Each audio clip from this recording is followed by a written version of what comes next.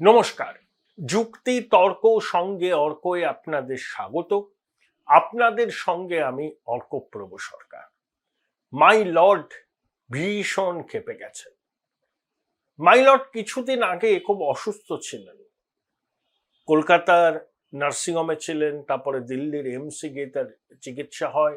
তিনি এখন সুস্থ আছেন, চনমনে আছেন, দেখে ভালো লাগলো। আমি এই অসুস্থতার খবর পাওয়ার পরেই আমার ভিডিওতে তার সুস্বাস্থ্য এবং দ্রুত আরোগ্য কামনা করেছিলাম, এখনো করি। মাই লর্ডের কাজকর্মকে আমি দুটো ভাগে ভাগ করতে চাই। যদিও তাকে আমি মাই লর্ড বলছি অভ্যাস বশত, তিনি এখন তার মাই লর্ড নই, তিনি এখন অন্যান্য যে কোনো রাজনৈতিক নেতার মতোই আরো একজন নেতা, যাকে সমালোচনা সহ্য করতে হবে এবং যে দলের হয়ে তিনি রাজনীতি করছেন সেই দলের আদর্শ নীতিকে মেনে চলতে হবে। দেখুন, মাই লর্ড খবরের শিরোনামে আসেন ওই 2022-এর মাঝামাঝি থেকে। ওই এসএসসি বলুন, প্রাথমিক বলুন, তার রায়, যোগ্য অযোগ্যদের বাঁচতে হবে সেটাকে চ্যালেঞ্জ করে ডিভিশন বেঞ্চ সুপ্রিম কোর্টে গিয়ে রাজ্য সরকারের মুখ পড়ে, এবং প্রাথমিকে যে এখন মামলা শুনানিটা হচ্ছে ডিভিশন বেঞ্চে তপব্রত চক্রবর্তী মাননীয় বিচারপতির, সেখানেও ঢাকি সহ বিসর্জনের রায়টা মাই লর্ডই দিয়েছিলেন। মাই লর্ডকে যারা চেনেন তারা এক বাক্যে বলেন যে এই ভদ্রলোক অত্যন্ত সৎ। আমি তার সঙ্গে অল্প কিছু আলাপচারিতার সুযোগ আমার হয়েছিল, সৌভাগ্যই বলতে পারি। আমিও সেই ধারণাকে সর্বান্তকরণে সমর্থন করি যে মাই লর্ড সত্যিই একজন সৎ মানুষ, লেখাপড়া জানা মানুষ। মাই লর্ড ওরে অভিজিৎ বাবু, অভিজিৎ গাঙ্গুলি মহাশয়, তার এটা একটা দিক। আর একটা দিক কি? আর একটা দিক হলো তিনি অসম্ভব উৎকেন্দ্রিক, কারণে অকারণে মানুষকে হেয় প্রতিপন্ন করতে ভালোবাসেন, হয়তো শ্লাঘাবোধ করেন, এবং তিনি মনে করেন যে এই বঙ্গে একমাত্র তিনি সৎ, বাকি সবাই অসৎ। কিছুটা মেগালোম্যানিয়ায় আক্রান্ত। যখন তিনি বিচারপতির দায়িত্ব পালন করেছেন তখনও তিনি সংবাদ মাধ্যমের হেডলাইনে ছিলেন, ফুটেজ খেতে খুব ভালোবাসেন। মাঝে অনেকদিন এই অসুস্থতা বা অন্যান্য নানা কারণে একটু গুটিয়ে রেখেছিলেন নিজেকে, আবার তিনি ফুটেজ খেতে শুরু করলেন, কতগুলো কথা বললেন। এই কথাই নিয়েই আমার কিছু বলার আছে, তাই আমি শিরোনামটা দিয়েছি মাই লর্ড হঠাৎ ক্ষেপে গেলেন কেন। প্রথম কথা,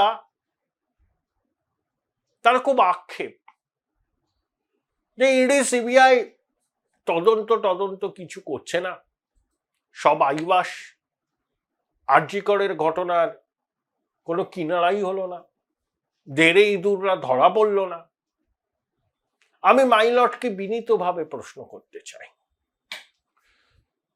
96 ঘন্টা পরে সিবিআই আরজি করের দায়িত্ব নিয়েছিল, মানে তদন্তে 96 ঘন্টা পরে দায়িত্ব নিল, আর কিছু তথ্য প্রমাণ অবশিষ্ট থাকে? আগে তো এই প্রশ্নটার উত্তর দিতে হবে। আমি সিবিআই কে সার্টিফিকেট দিচ্ছি না, সিবিআই অনেক ক্ষেত্রেই কিনারা করতে পারে না, কিন্তু এখানে এই যুক্তিটার কি উত্তর হবে? 96 ঘন্টা পরে সিবিআই এসেছিল, ততক্ষণে যা হওয়ার হয়ে গিয়েছে। সীমা পাহুজাকে অনেকে দেখছি কাঠগড়ায় তুলছেন, তা সীমা পাহুজাকে ঘাড়ে দোষ চাপালেই সব হয়ে গেল? আমি নিজে বিশ্বাস করি আর্চি করের প্রকৃত অপরাধীরা ধরা পড়ে, কিন্তু তার দায় কি শুধু সিবিআই এর? আমি কিনারা করব কিভাবে যদি আমার কাছে তথ্য প্রমাণ না থাকে? তথ্য প্রমাণ না থাকলে আমি কাউকে অ্যাকিউজ করতে পারি? সিবিআই তো অনেকগুলো সাপ্লিমেন্টারি চার্জশিট দিয়েছে, এখনো তদন্ত চলছে বলছে। তদন্ত তো বন্ধ করেনি। তাহলে সব দোষ নন্দঘোষ বলে আপনি সিবিআই এর ঘাড়ে দোষ চাপিয়ে দিচ্ছেন। 2, ইডি বোগাস। গাঙ্গুলি মশাই কি জানেন ফিনান্সিয়াল অ্যাকশন টাস্ক ফোর্স, যার সদর দপ্তর প্যারিসে, ভারতবর্ষ তার সদস্য, তারা ইডির ভূয়সী প্রশংসা করেছে যে প্রসিডস অফ ক্রাইম থেকে অর্থ উদ্ধারের ক্ষেত্রে ইডির সাফল্য নজিরবিহীন।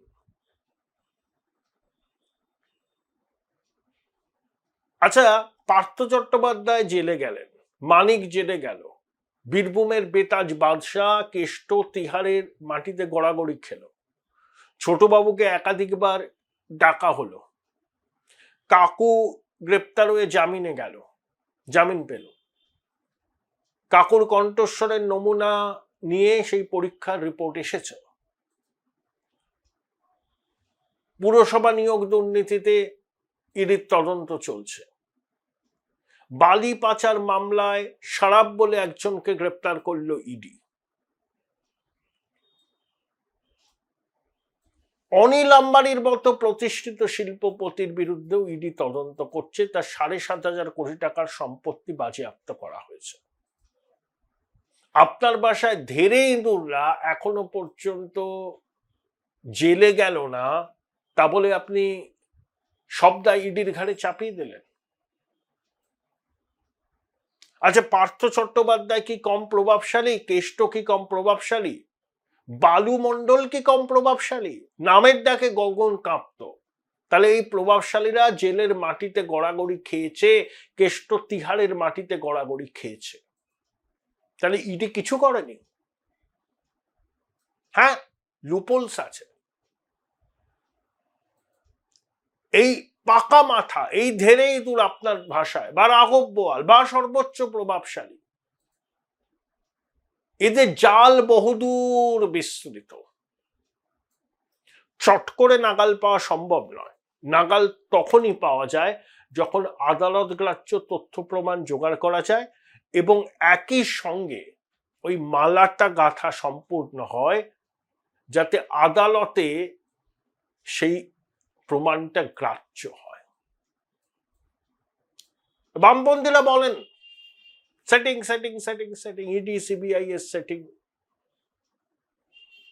দিদিমণির সঙ্গে ইডি সিবিআই এর সেটিং, মানে কেন্দ্রীয় সরকারের সেটিং আর কি। এই কথাগুলো বলেই আজকে বামপন্থীদের এই অবস্থা হয়েছে, আরো হবে। মাই লর্ডের গলায় বামপন্থী সুর কেন? অতীতটা ভুলতে পারছেন না? আমরা একসময় রাজনীতিতে, পশ্চিমবঙ্গের রাজনীতিতে তরমুজ শব্দটা ব্যবহার করতাম। বাইরেটা সবুজ, ভিতরেরটা লাল। অবিভক্ত কংগ্রেসের অনেক নেতাকে সংবাদ মাধ্যম তরমুজ আখ্যা দিত। সুব্রত বাবু, সোমেন মিত্র সব প্রয়াত হয়েছেন, যে এরা আসলে বামপন্থীদের দোসর, বাইরে এরা খুব বিপ্লবী আনা। গাঙ্গুলি মশাই কিন্তু ওই শীত পড়েছে তো, অরেঞ্জ রেড, একটা কমলা লেবু আছে জানেন তো, ভিতরটা একেবারে ব্লাড রেড, বাইরেরটা কমলা। আমার মনে হয় গাঙ্গুলি সাহেব অরেঞ্জ রেড। আপনি তো বামপন্থীদের সুরেই কথা বলছেন, এটাই তো স্বাভাবিক। এতদিন বাদে এক্সপোজ হলেন, আপনি বামপন্থী। বিজেপির মতাদর্শ আপনি কখনো গ্রহণ করেননি, করবেনও না। আপনার বিজেপিতে যোগদান শুধুমাত্র কিছু প্রাপ্তির জন্য। অদ্ভুত লজিক দিলেন সাক্ষাৎকারে, তৃণমূলের বিরুদ্ধে, দুর্নীতির বিরুদ্ধে বিজেপি লড়বে, সেই জন্যই আপনি বিজেপিতে এসেছিলেন। বাহ, ওটা তো একটা আসপেক্ট। বিজেপির যে ভিশন, সেই ভিশনকে আপনি সমর্থন করেন। এই যে লক্ষ লক্ষ বিজেপির ওয়ার্কাররা রাস্তায় রাজনীতি করে, কেউ বৌদ্ধিক চর্চা করে, তাদেরকে একমাত্র লক্ষ্য এখানে তৃণমূলকে সরিয়ে এখানে বিজেপির সরকার আসবে, এটা একটা লক্ষ্য। কিন্তু রাজনৈতিক দলের একটা লক্ষ্যই হয় না। একটা রাজনৈতিক দল করতে গেলে সেই রাজনৈতিক দলের আদর্শটাকে হৃদয়ে ধারণ করতে হয়। সেটা না করলে হাঁসফাঁস লাগে, তখনই এই ধরনের কথাগুলো বেরিয়ে আসে। নির্বাচনী রাজনীতি ইঞ্চিতে ইঞ্চিতে হয়, মাটি কামড়ে থেকে লড়াই করতে হয়। ধেরে ইঁদুরদের জেলে ঢোকালে পরেই ড্যাং ড্যাং করে বিজেপি জিতে যাবে, অতি বড় বিজেপি সমর্থক আশাবাদী নয় এই বিষয়টা। লড়াইটা তৃণমূল আর বিজেপির মধ্যে, এটা প্রতিষ্ঠিত সত্য, বাকির আর কেউ নেই। তৃণমূলকে সরাবে বিজেপি, হয় এই নির্বাচনে নইলে আগামী নির্বাচনে। লড়াই তো করছেন, শুভেন্দু অধিকারী কি লড়াই করছেন না? হ্যাঁ, ইডি সিবিআই এর উপর আপনি চাপ দিতে পারেন, বলতে পারেন যে আমি হতাশ, কেন ধেরে ইঁদুররা ধরা পড়ল না। তার মানে এই নয় শুধু ধেরে ইঁদুরদের জেল যাত্রা ইডি সিবিআই করবে, এটাকে কাজে লাগিয়ে বিজেপি ক্ষমতায় আসবে, বিজেপি ক্ষমতায় আসলে আপনি বড় কোনো পদ পাবেন, এটাকে মাথায় রেখে এসেছিলেন বিজেপিতে। তাহলে বিজেপির নীতি আদর্শের প্রতি আপনার বিন্দুমাত্র আনুগত্য নেই। শুনুন, যারা বিজেপি সমর্থক না, তারা ওই হিন্দু জাতীয়তাবাদ বিজেপির বা কালচারাল ন্যাশনালিজমটাকে হৃদয়ে ধারণ করে। ৮০ সালে জনসংঘ থেকে বিজেপি যখন তৈরি হয়, কি ছিল বিজেপি? ৮৪ সালে 2টো আসন পেয়েছিল, আদবানিজি বাজপেয়ীজি দুজনেই হেরেছিল। তারপর 89, 91, 96 থেকে দেখুন, 89 থেকে বিজেপির জয়যাত্রা, বাজপেয়ীজির 6 বছরের কোয়ালিশন সরকার, 2014 সাল থেকে নরেন্দ্র মোদীর নেতৃত্বাধীন এনডিএ সরকার, তার মধ্যে 14 এবং 19-এ এককভাবে বিজেপি ক্ষমতা কেন্দ্রে। ভারতবর্ষের 17-18টারও বেশি রাজ্যে বিজেপি এককভাবে বা জোট শরিকদের নিয়ে ক্ষমতায়।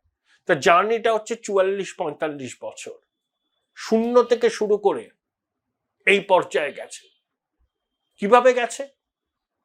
মাটি কামড়ে আদর্শটাকে পুঁজি করে লড়াই করা। সময় লেগেছে।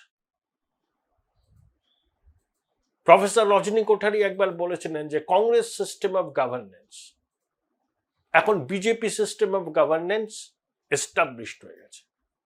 One party dominance in multi party democracy, ঠিক সেটাই হয়েছে।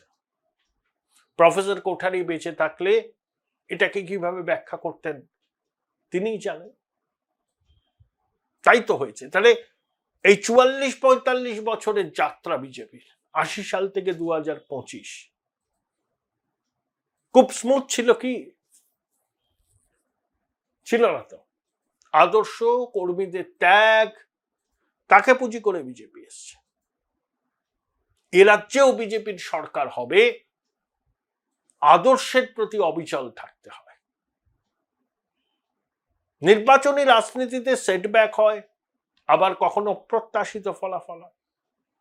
দুটোকেই খুব সহজভাবে গ্রহণ করতে হয়, উদ্বাউ হয়ে নাচার মতো কিছু থাকে না।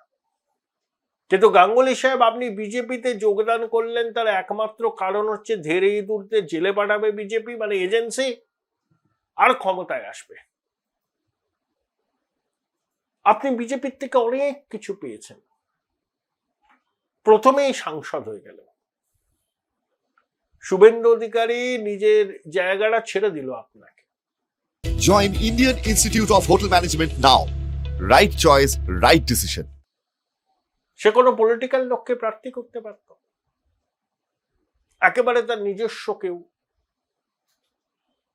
তাহলে শুভেন্দু ভালো সিদ্ধান্ত নিত। শুভেন্দুর এই সিদ্ধান্তটা ভুল সিদ্ধান্ত, আমার বলতে কোনো দ্বিধা নেই। তাহলে বিজেপি আপনাকে সাংসদ করলো, সম্মান দিল, আপনার পাশে থাকলো আপনার বিপদের দিনে, আর এখন নির্বাচনের আগে আপনি ইডি সিবিআই কে তোপ দাচ্ছেন, বিজেপির রাজনীতি নিয়ে প্রশ্ন তুলছেন। একটা কথা এখানে অনেকে খুব বলে, জানেন তো, ওই হিন্দি বলয়ের নেতা দিয়ে বাংলায় ক্ষমতায় আসা যাবে না। আচ্ছা, কংগ্রেসের একজন পর্যবেক্ষক আছেন গুলাম মীর নাকি, যাকে নিয়ে শুভঙ্কর সরকার পুজো প্যান্ডেলে প্যান্ডেলে ঘুরলেন। অতীতে মহসিনা কিদওয়াই ছিলেন, আরো অনেকে ছিলেন, গুলাম নবী আজাদ ছিলেন পর্যবেক্ষক। সর্বভারতীয় দলে পর্যবেক্ষক থাকবে না? এটা কি তৃণমূল নাকি, প্রপ্রাইটারশিপ কোম্পানি?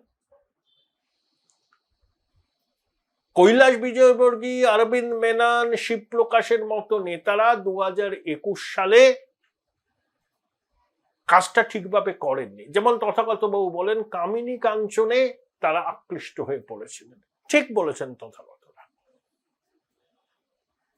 কিন্তু এখনকার বিজেপিকে দেখে কি আপনার মনে হয় সেটা 21 সালের বিজেপির একেবারে জেরক্স কপি? আমার তো মনে হয় না। প্রথম কথা, ভূপেন্দ্র যাদব সজ্জন মানুষ, সাংসদ, কেন্দ্রীয় মন্ত্রী, নিবৃত্তে কাজ করতে ভালোবাসেন। সুনীল বানসাল বাইট দেন ক্যামেরায়? দেন না। বিপ্লব দেব তো মুখ্যমন্ত্রী ছিলেন, তিনি আগে হরিয়ানার দায়িত্বে ছিলেন, অবজারভার, তিনি আছেন, ব্যাকগ্রাউন্ডে কাজ করছে। বাংলার নেতাদের সঙ্গেই তো রণকৌশলটা ঠিক করছেন। আচ্ছা, বাংলায় শুভেন্দু অধিকারীর মতো পোর খাওয়া নেতা বিজেপিতে কে আছেন আমায় বলুন। গাঙ্গুলি সাহেব বলুন। শ্রমিকদা অনেক পুরনো লোক, আমার যখন জন্ম সেই সাল থেকে শ্রমিকদা সঙ্গের সঙ্গে যুক্ত, আমার অত্যন্ত পছন্দের লোক। আমি অনেক দিন ধরে শ্রমিকদাকে ব্যক্তিগতভাবে চিনি, সেটা কোনো আলাদা বিষয় নয়, কারণ আমি আর শ্রমিকদা কাছাকাছি থাকি। শক্তি, সুনীল, রবীন্দ্রনাথ স্বচ্ছন্দ, গুছিয়ে কথা বলেন। আচ্ছা, বিজেপির কোন নেতার মুখে এখন জয় শ্রীরাম জয় শ্রীরাম জয় শ্রীরাম শুনছেন না, তারা বলছেন জয় মা কালী। প্রধানমন্ত্রী পর্যন্ত বলছেন। এই যে শ্রমিকদা যখন প্রথম দায়িত্ব নিলেন সায়েন্স সিটির অডিটোরিয়ামে, মাঝখানে কে? মা কালীর মূর্তি, ছবি। বিজেপির এই চেঞ্জেসটা আপনি বুঝতে পারছেন না? 21 সালে বিজেপি যে ভুলটা করেছিল সেই ভুলের পুনরাবৃত্তি আর বিজেপি করছে না। 21 সালে প্রচারে এসে প্রধানমন্ত্রী নরেন্দ্র মোদী দিদি ও দিদি বলে শুরু করতেন, একবারও দিদিমণির নাম নিচ্ছেন প্রধানমন্ত্রী? বলছেন নির্মম সরকার, আপনার পাড়া তৃণমূল তারা। ছোটবাবুর নাম নিচ্ছেন না। ওটা ভুল হয়েছিল, শুধরে দিয়েছে। তাহলে সর্বভারতীয় দলে পর্যবেক্ষক থাকবে। এই যে ধর্মেন্দ্র প্রধান, তিনি তো উড়িষ্যার মানুষ, বিহারে তো ঘাঁটি গেড়ে পড়ে আছেন। বিহার তো হিন্দিভাষী, হিন্দি ওখানে মৈথিলি সহ ভোজপুরি অনেক ভাষা চলে। আমরা তো হিন্দি ভাষী রাজ্য হিসাবেই চিনি। ধর্মেন্দ্র প্রধান আছেন। মহারাষ্ট্রের নেতা বিনোদ তাওড়ে উত্তরপ্রদেশের দায়িত্বে ছিলেন। কই তখন তো এই প্রশ্নগুলো ওঠেনি। এবারের নির্বাচনের রণনীতি এখানকার নেতারাই ঠিক করবেন। ভ্যালু এডিশন করতে পারেন বিজেপির সর্বভারতীয় নেতারা। একবার 21-এ ভুল করেছে বলে বারবার এক ভুল বিজেপি করবে না। তাহলে ধর্মেন্দ্র প্রধান উড়িষ্যার মানুষ হয়ে বিহারের নির্বাচনে ওতপ্রোতভাবে জড়িয়ে থাকতে পারেন, আর ভূপেন্দ্র যাদব রাজস্থানের সাংসদ হওয়ায় পশ্চিমবঙ্গে নির্বাচনী দায়িত্ব পালন করতে পারেন না। এতে আবার হিন্দি বলয়ের রাজনীতিদের ছড়ি ঘোরানোর বিষয়টা উঠছে কেন? আপনি কেন এইসব কথাগুলো বলছেন? ক্ষোভটা কোথায়? এখন তো সবকিছু বলে আপনার দলের পাশে থাকা উচিত। সেখানে আপনি ইচ্ছাকৃত বিতর্ক তৈরি করে জলটা গোলা করছেন কেন? অপ্রাপ্তিটা কি? যার উদ্যোগে আপনি বিজেপিতে গিয়েছিলেন, আমি শুনেছি, তাকে আমি চিনি, অনেকদিন কথা হয়নি। তখন তো শুনতাম যে আপনাকে কেন্দ্রে মন্ত্রী করা হবে। কেন্দ্রে মন্ত্রী আপনি হলেন না, হবেনও না, জানি, যতদূর আমি জানি। তাই আপনার এই ক্ষোভ। আচ্ছা, সুপ্রিম কোর্টের বিচারপতি গগৈ সাহেব, তিনি তো রাজ্যসভার সাংসদ। রঞ্জন গগৈ, তিনি তো মন্ত্রী হননি। তাহলে আপনার কি শুধু মন্ত্রী হওয়াটাই দরকার? সেই প্রত্যাশা পূরণ হচ্ছে না বলে আপনি আপনার ক্ষোভের জ্বালামুখ খুলে দিয়েছেন।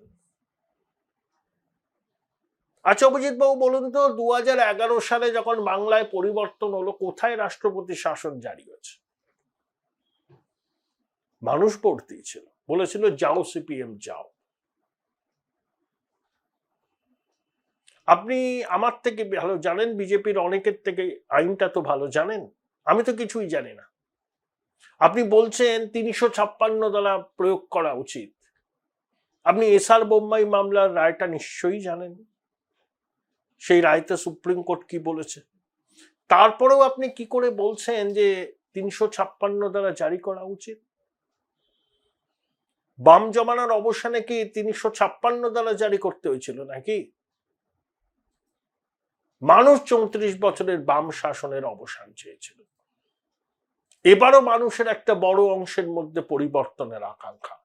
সেই পরিবর্তনের আকাঙ্ক্ষাকে বাস্তবায়িত করতে আপনাদের আদা জল খেয়ে মাটিতে থাকা উচিত, মাটি কামড়ে পড়ে থাকা উচিত, বুথকে রক্ষা করা উচিত, গণনা কেন্দ্রকে মজবুত করা উচিত।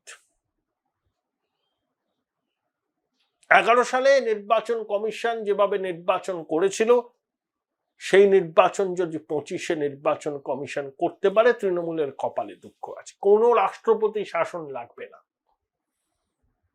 এসআর বোম্বাই মামলায় স্পষ্ট বলা আছে কখন রাষ্ট্রপতি শাসন জারি করা যায়। হ্যাঁ, যদি এসআইআর প্রক্রিয়া ভেস্তে যায়, তখন সাংবিধানিক প্রতিষ্ঠান ভেঙে পড়েছে, সংবিধান ভেঙে পড়েছে, তখন রাষ্ট্রপতি শাসনের সুপারিশ করা যেতেই পারে। তাটা ভ্যালিডিটি থাকবে, বৈধতা থাকবে, কারণটা সঙ্গত হবে, অন্যথায় করা যায় না। বিজেপি 11 বছর কেন্দ্রে ক্ষমতায়, জম্মু কাশ্মীর আর মণিপুর ছাড়া কোথায় রাষ্ট্রপতি শাসন জারি করে? জম্মু কাশ্মীরে আসপেক্টটাই অন্য ছিল, 370-35 বিলোপের ব্যাপার ছিল। মণিপুরে ল অ্যান্ড অর্ডার সিচুয়েশন ভেঙে পড়েছিল কুকি মেইতেই সংঘর্ষে, তখন হয়েছিল। এটা ইন্দিরা গান্ধী নয়, ইচ্ছা মতো রাষ্ট্রপতি শাসন জারি করে দেব। নম্বুদ্রিপাদের সরকারকে ফেলেছিলেন প্রথমবার, জওহরলাল তখন ছিলেন প্রধানমন্ত্রী, ইন্দিরাজি বোধহয় কংগ্রেসের সভাপতি, তার সুপারিশে ফেলেছিল। তো ইন্দিরা গান্ধীকে হ্যাপিটে পরিণত করেছিল। তো এই সরকার তো সেটা করবে না। আর মমতা বন্দ্যোপাধ্যায়কে রাজনৈতিকভাবে শহীদ করে কোনো লাভ নেই। তিনি একই ব্যাকফুটে আছেন, চৌর্যবৃত্তির সাম্রাজ্যকে প্রতিষ্ঠা করে তাকে নতুন করে রাষ্ট্রপতি শাসন জারি করে অক্সিজেন দেওয়ার কোনো মানে নেই। মানুষ তৈরি আছে, পরিবর্তনের আকাঙ্ক্ষাকে হৃদয়ে ধারণ করছে। মাই লর্ডের উচিত সেই পরিবর্তনের আকাঙ্ক্ষা মানুষের যাতে সফল হয় তার জন্য চেষ্টা করা।